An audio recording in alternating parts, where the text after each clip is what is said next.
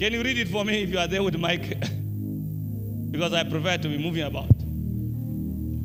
So Gideon went in and prepared a young goat. Look at it. So Gideon went in and prepared a young what? A young kid.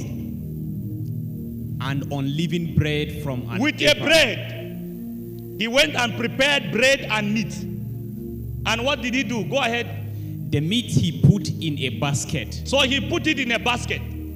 And he put the broth in a pot. And give me this. And he brought it. He put the meat. He put the meat and the baked cake in the basket. And he came to the altar. And he brought them out to him under the terebinth tree. Under the tree, the man came. Are you with me? So he came and brought those things there. And when the angel came, pretend as if fire will come out of this in your eye.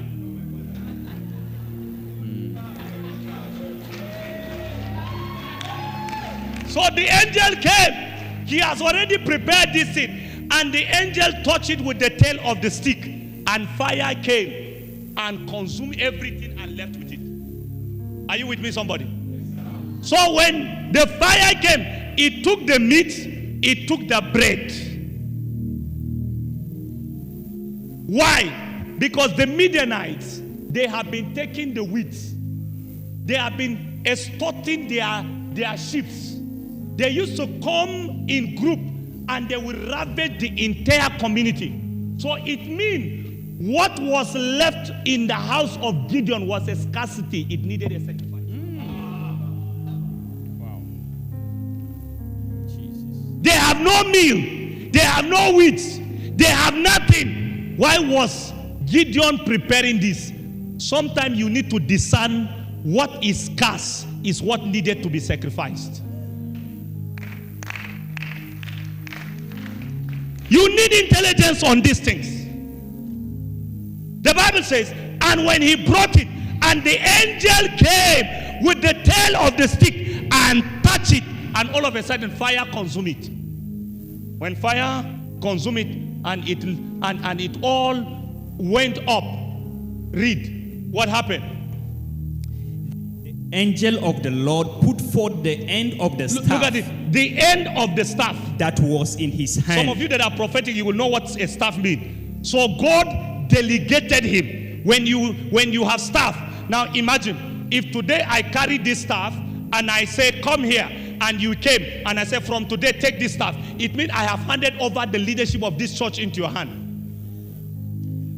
And he touched the flesh and the unleavened cakes. And he touched the flesh and the unleavened cake. What happened? And there rose up fire out of the rock. And fire came out of the rock. And consumed the and flesh. Consumed the flesh. What was it? Sacrifice. I'm not saying that's what you're going to do. I'm trying to tell you how physical things turn to a spiritual element. Bread, meat became fire, and it went.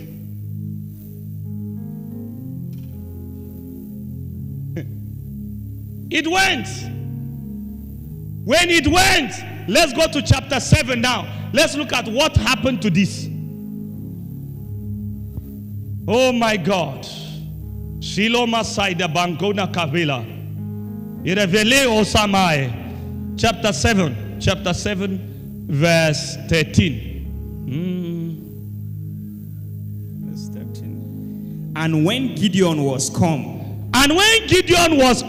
Behold. Pay attention. Everybody stop reading. Listen to his own. Pay attention. And when Gideon was come. There was a man telling a dream to his companion. There was a man telling a dream. Like stand up. I am telling you a dream. A man was telling another person a dream. What brought Gideon to that camp?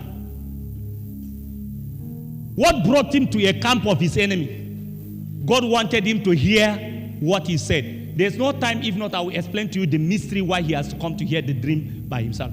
So what was he doing? He was telling a dream. He said, Listen I to have had a dream. I had a dream. To my surprise, A a loaf of barley bread. A loaf of barley bread. Where was that bread from? That one that the fire took. It translated into a sword. It became what? A sword. That is why when you give to God, sometimes it can represent healing. Sometimes it can represent deliverance. Sometimes it can become an intelligence. Sometimes it can become a kind of announcement to your world. Sometimes it can become something that the world will reckon you with. He gave it as a sacrifice. In the camp of the enemy, it became a sword. Read it and see. A loaf of barley bread tumbled into the camp of Midian. Look at it. A loaf of a bread came into their tent and began to tumble. And it came to a tent. And it came to a tent. And struck it. And struck it. So that it fell and overturned. It fell and it overturned. Look at it. And there in chapter 6, it was an offering. There in chapter 7, it has become something else. Watch what it has become. Look at the interpretation. Continue verse 14. And the tent collapsed. And the tent collapsed.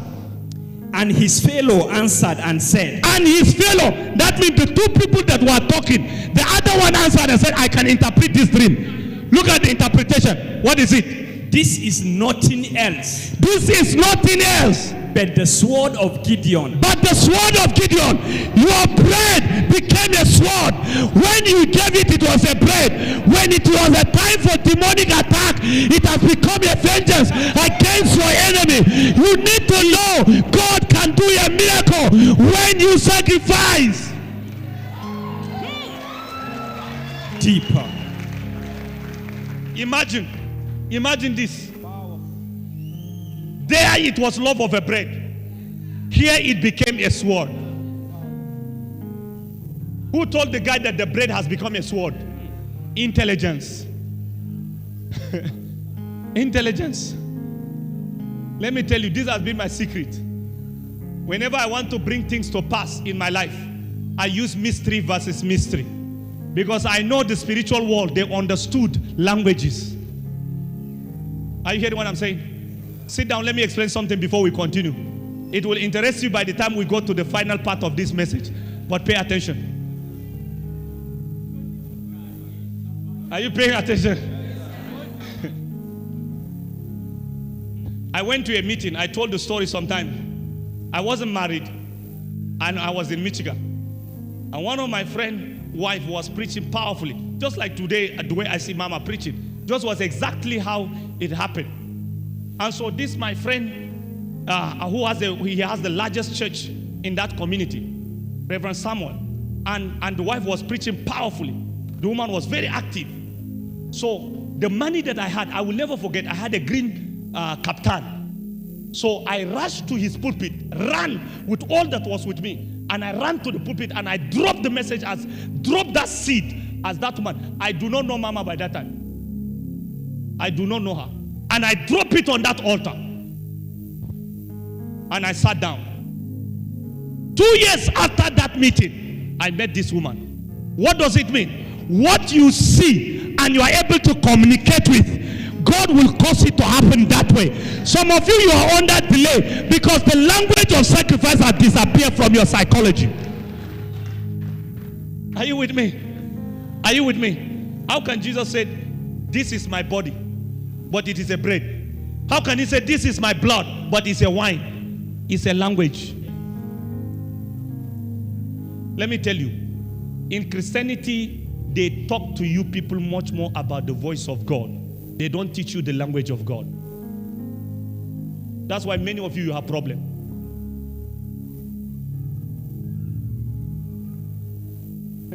Are you listening? Everybody in church, they are teaching you how to hear the voice of God. You don't know the language of God.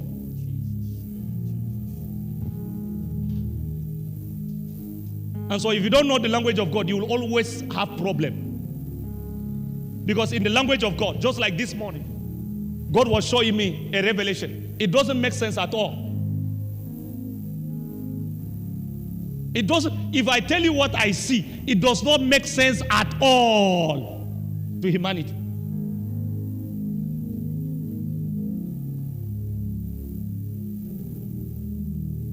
I don't even want to share it, because if I tell you what I was seeing in my office before I come to office, it does not make sense at all. But the languages of God, they are not as a movie. They come in chunks. They come with different element, object, and so many things. And sometimes you will even be confused. The language of God, something like you are just sitting down and you are seeing comb. You are seeing toothbrush. You are seeing rubber ring. Does it make sense? You are seeing shoe. You are seeing socks. You saw a book on the table.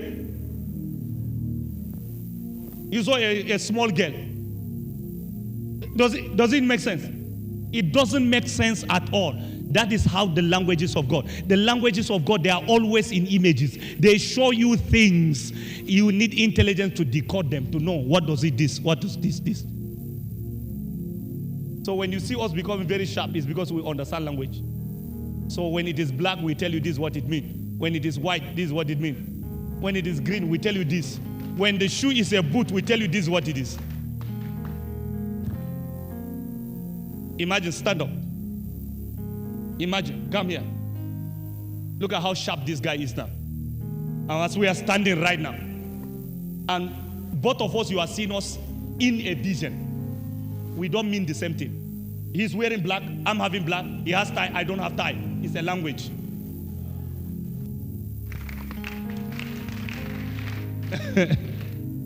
That's why some of you, when you send me your dream, when I read it, I laugh.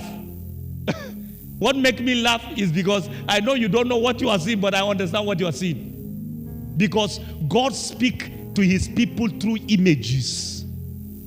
Symbolism. I taught you about symbology. How can Gideon go and bring bread, and that same bread now is going to the camp of the enemy and it's becoming a sword? They do not say, this is a sword of the Almighty. They say, no, this is a sword of Gideon. They should have said it's the sword of God.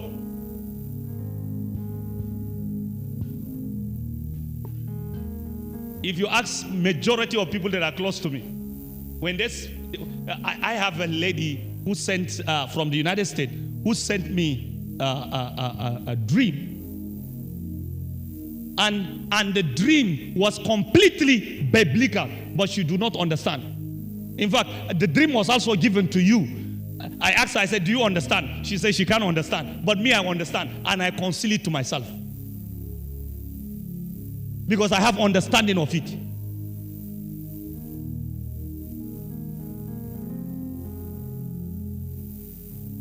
Are you hearing what I'm saying? There was a day my spiritual father was preaching, and he lifted up somebody and said, what did you see? And the guy said, this is what I saw. He said, this is what it meant. Because in the spirit, images are languages. God speaks his language, and his voice are different from his own language.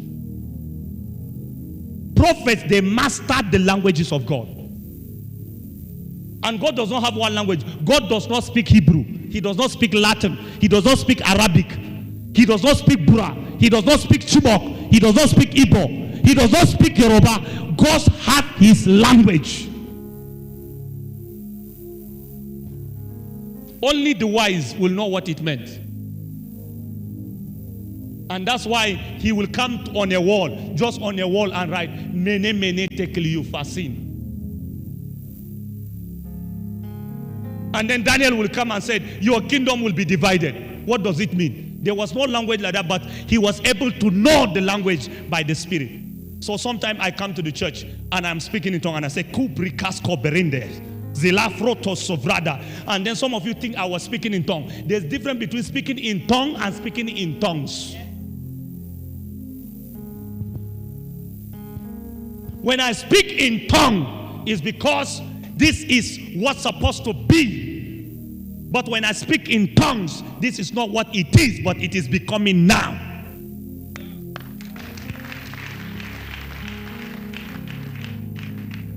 So that's why you see, some of us, we speak in tongue. You don't understand how we are doing our own. Your own, you come, you are just saying, ba, ma, We are past that level. We go in capital letters because we know the language of what we are enumerating. When I was praying this week online, for you people online, I was speaking in tongues because the language of men cannot be capturing what I want to say. So I must move in the discretion of the Spirit. The sword of Gideon. Imagine, again in the Bible, I was speaking with the intercessors. We had a prayer yesterday night with them. I was telling them, I said, some of you in this church, you don't know, you are holding the sword of Hazael. Some of you is the sword of Jehu you are holding, and you don't care. You don't even know. Some of you is the sword of Deborah, and you don't even know. You are living carelessly in the church. Some of you are holding the sword of Esther, Esther's sword. The scepter in Esther, that is what God gave you, and you don't even know. You are careless about it. Some of you are mothers in Zion, and you are treating yourself like a prostitute. Every man will come and pick you anytime they want. Everyone will text you. You are answering. Hey, baby, hide. Hi, baby, hi. Everyone you are talking to, because you have lost the position that is in the Spirit. Some of us, we are named with different names that we are bearing in this world. Some of you, your name is Jessica here. In the realm of the Spirit, you are Deborah.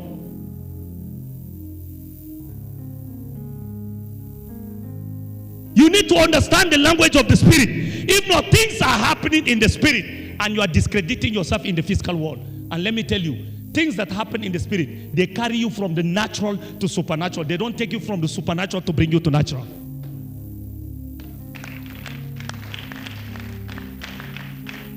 That is why Gideon has to give you a bread, and the bread became spiritual. It was though he was given the bread spiritually, and it became physical in his hand. The Spirit doesn't start with us from the spiritual to the physical. They start from the physical to the spiritual. That's why when you are seeing vision, first before you start seeing vision, you will see things that you know before you start seeing what you don't know. Because the spiritual world, they don't come to interact to stay with you. They come to carry you to stay with them. You are not with me. You are not with me. You are not with me. You are lost. Do you know what Apostle Paul said? He said, why have you people become spiritual and now you have become carnal? You started outside. Outside you enter spirit, and now you have come outside again. Because many of us, we are spiritual. We were praying. Last year you are praying. This year you cannot pray. You have come out of yourself.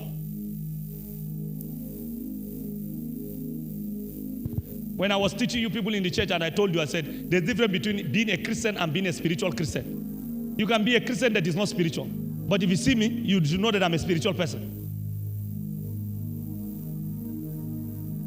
Very, very spiritual. I'm not exaggerating. I'm very, very spiritual. If you talk around me, I want to know what is the source of your word.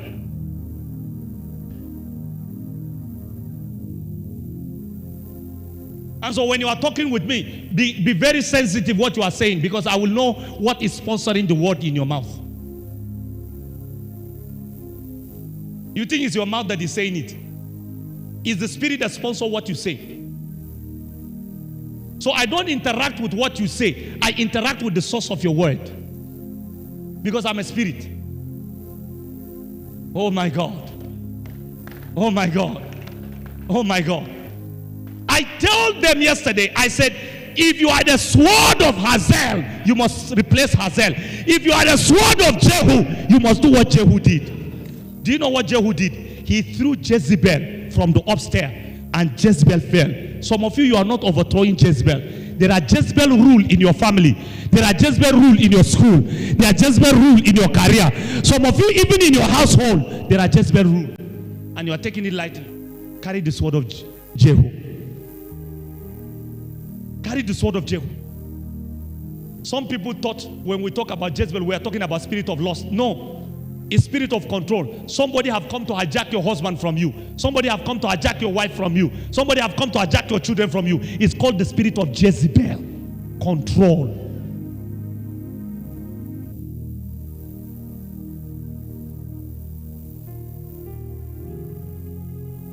Control.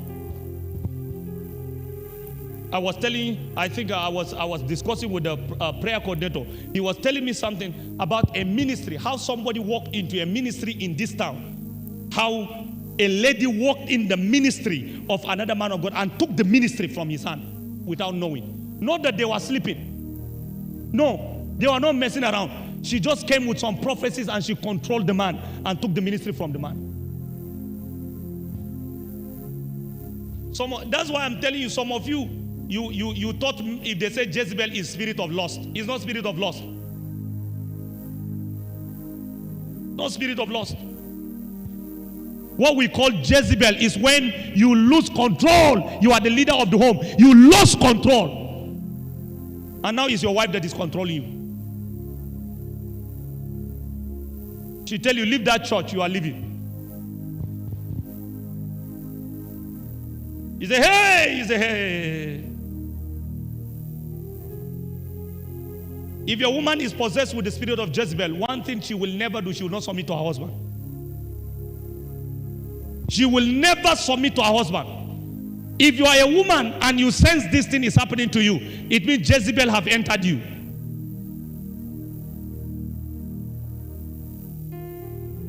The beauty of a woman is a character to say, yes, sir. The easiest way to control a man is submission. He said this, you said that. He said that, you said that. It's Jezebel that entered you. Elijah came and look at Jezebel. That's why I take my life. All stories I went through, I've been telling you people, it's Jezebel that I've been confronting in my life. Check it. Because I carry the spirit of Elijah.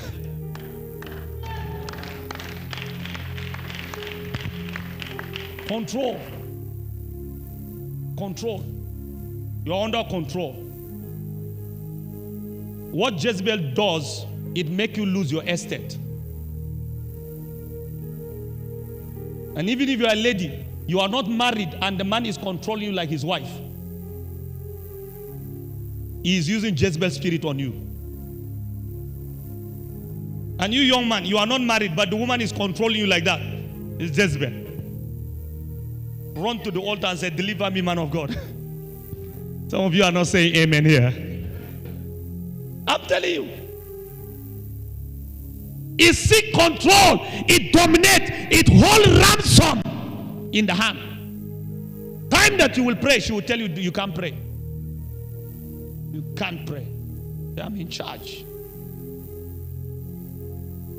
Two things to tell you Jezebel is not in your house. Write it. Number one.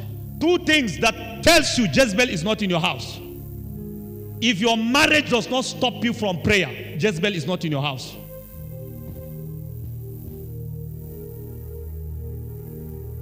You have the liberty to pray. You don't have Jezebel around your life.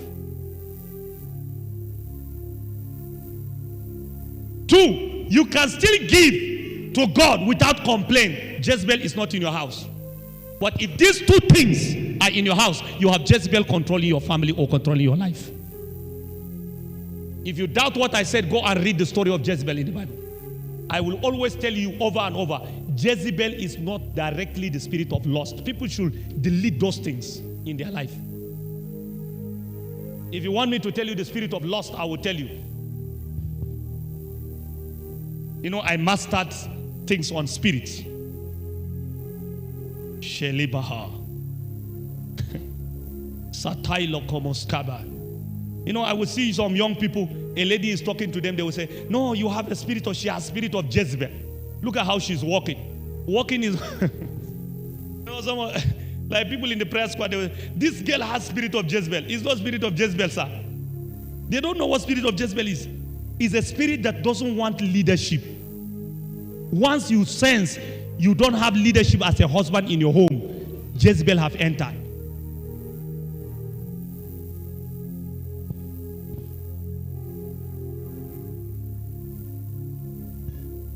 Say, in the name of Jesus, Jezebel will not exist in my family.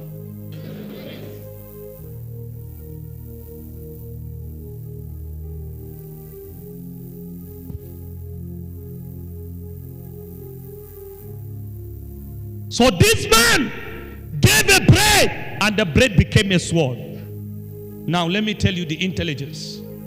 that happens continuously of that number one. I gave you number one. What your sacrifice does. I told you number one, it represents what? It represents you in the spirit. Number two, it forms a statue. It forms a statue of who you are. Number three, it reveals your future. Your sacrifice reveals your future. Now, let me ask you a question. You went to primary school. That is a sacrifice. You went to high institution. That's a sacrifice. For instance, you do not do those school. It has become a disadvantage to you today. So there are some of your mates that could not go. And because they could not leverage that opportunity, today it has also become a deficiency on them. So everybody must learn to sacrifice. Are you with me? You need to sacrifice. We were discussing with you the other time when one of your friends was getting married. They said you must dance with a lady, and you said no, I don't do that. If I do that, how will I preach again tomorrow on Sunday? And that friend hated him till dates. No communication till dates. When we were discussing, and you remember what I told you, I said you are not rejecting it that day because it was the apostolic call upon your life that is fighting its cause. Today is an apostle. Where is that his friend? Nowhere. And some of you, if we are telling you, don't go to that party, you say, no, I'm going to that party. Is it not just 2 hours? From 2 hours, they put Don Simon. You warm yourself with 2% Don Simon. Tomorrow, you continue with Gulda. Next year, you continue with Green Bottle. 2 years after, we don't know your whereabouts. It's carelessness. If you know the priesthood over your life, you will not relate with whatever destroyed the priesthood. I went to the Polytechnic. I prayed to God. I said, Father, do I have my wife here? And the Lord said, no. So all the ladies that were sending me texts, I told them, sorry, you are not the one. And I finished well. How do you just get to the university and the very day you came to your part one, you are looking for your wife? Are they raising wife in the university? Is there any course or department they are studying as wife? Department of wife. It's foolishness when the Bible says, when Samson came to the city, the first thing he